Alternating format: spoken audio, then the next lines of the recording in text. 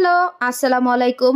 আজ বৃষ্টি ভেজা সকাল থেকেই শুরু করলাম। গতকাল রাতে ঝড় হয়েছিল আর আজ সকাল থেকেই বৃষ্টি হচ্ছে। সকালবেলা উঠে বৃষ্টি দেখে আমার তো মনটা এমনিতেই খুশি হয়ে গিয়েছে। তার উপরে আজ হচ্ছে বৃহস্পতিবার। তো বৃহস্পতি হোক আর শুক্র হোক রান্নাবান্না তো করতেই হবে। শুধু বৃষ্টি দেখলে তো আর পেট ভরবে না।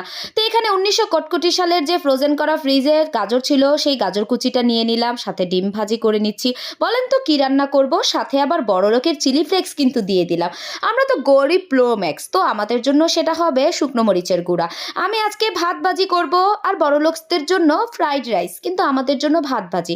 এখানে গতকাল রাতের ভাত ছিল সেটাই আমি ভাজি করে নিচ্ছিলাম। সাদ বলল আজকে নাস্তায় সে ভাত ভাজি খাবে, ওর জন্য ফ্রাইড রাইস করতেছিলাম।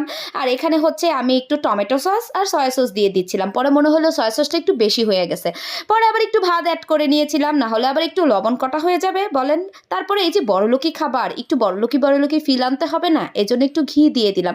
একটু বেশিই দিয়েছিলাম কারণ বাটার ছিল না, বাটার থাকলে বাটারটা দিতে পারতাম, তাই ঘি দিয়ে দিলাম।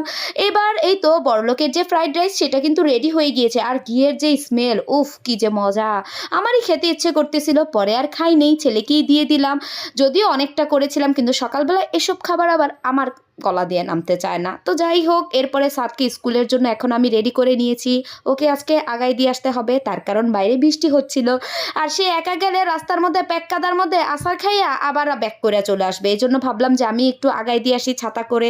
তো ছাতা আমি সাথে সঙ্গে নিয়েই এই তো আবার যাচ্ছি, আবার বাসায় আসবো, আবার রান্নাবান্না করতে হবে, কিন্তু এরই মাঝখানে কত কাজ।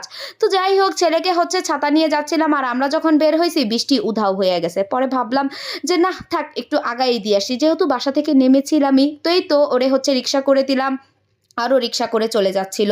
এরপরে আমার বাসায় এসে তুফানের গতিতে কাজ করতে হবে, কারণ আজকে আমার লেট হয়ে গিয়েছে। 8:30 বেজে গিয়েছে। থালা বাসনটা এক্সট্রা সাইডে রেখে মাছটা ভিজা দিয়ে গিয়েছিলাম। এখন চুটকি বাজায়া আমি হচ্ছে মাছটা ধুয়ে নিব।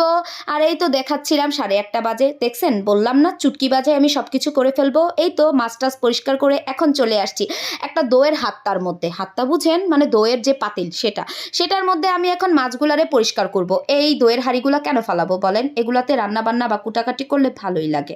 এরপরে মাছগুলারে তেল হলুদ ভালো মতো মাইখা একদম বিয়ের মতো সাজাইয়া গায়ে হলুদের সাজ দিয়া বসাইছিলাম বিয়ের পাত্রে। কিন্তু দুঃখের বিষয়, সেই মাছগুলো আজকে ইতিহাস রচনা করে ফেলেছে। প্রত্যেকটা মাছ ভেঙে চুরে একাকার হয়ে গিয়েছে। কেন একাকার হয়েছে সেটা বুঝতে পারলাম না। তো না বুঝা পাবলিক, না বুঝেই থাকি। তারপরে মশলাটা কষায় নিতেছিলাম। আজকে বেশি করে টমেটো দিছি, এমন বেশি টমেটো দিছি পেঁয়াজ আর দেখাই যাইতেছিল না। টমেটো আর টমেটো, মনে হচ্ছে টমেটোর বাগান করে ফেলেছি। তো যাই হোক, ব্যাপার না এইসব। আমার মাছ এই যে অর্ধেক খুললা গেছে, অর্ধেক ভেঙে গেছে, এমন মাছগুলারে ইগনোর করেন। তারপরে একটু বেশি করে ধনিয়া পাতা দিয়ে দিচ্ছিলাম। পরে লাস্টে মনে হইতেছিল ধনিয়া পাতাটা একটু বেশি হয়ে গেছে। তারপরে আর কি করা, যেহেতু হয়ে গেছে তো হয়ে গেছে। এরপরে রান্নাবান্না শেষ, এখন মা মেয়ে রেডি হয়ে নিয়েছি। আর আনাবি আজকে ফার্স্টে হিজাব পরছিল, পরে আবার হিজাবটা খুলে ফেলছে, এর নাকি ভালো লাগতেছে না। এরপরে আমার আর আনাবিয়ার নাস্তা নিয়ে নিয়েছি। আমি নিয়েছি কফি আর একটা ডিম সিদ্ধ, আনাবিয়ার জন্য একটা বন আর ডিম সিদ্ধ নিয়েছিলাম। এখন মা মেয়ে বসে নাস্তা করব আর আপনাদের সাথেও কথা বলতে থাকবো। সারাদিন এত বক বক করি, কিন্তু যখন ক্যামেরাটা অন করি কথাই মুখ দিয়ে আসে না। তো যাই হোক, পরে হচ্ছে গিয়া আমি কি বলছি আমি নিজেও জানি না। এগুলো আর অ্যাড করি নাই, এগুলো শুনলে আপনারা হাসতে হাসতে পাবনা চলে যাবেন, আপনারা নিজেরাই পাগল হয়ে যাবেন। যাই হোক, এরপরে হইতেছে গিয়ে আমরা রিক্সা করে এখন চলে যাচ্ছিলাম। আমি আর আনাবিয়া একটু রং ঢং করতেছিলাম, কি জানি বলতেছিলাম। আসলে আমাদের মনটা আজকে অনেক খুশি। এক তো বাইরের ওয়েদারটা অনেক সুন্দর, দেখছেন কি সুন্দর বাইরে, সবগুলা গাছপালা সবুজ হয়ে আছে। তো আজকের মতো আমি এখান থেকেই বিদায় নিচ্ছি। Tata, bye bye.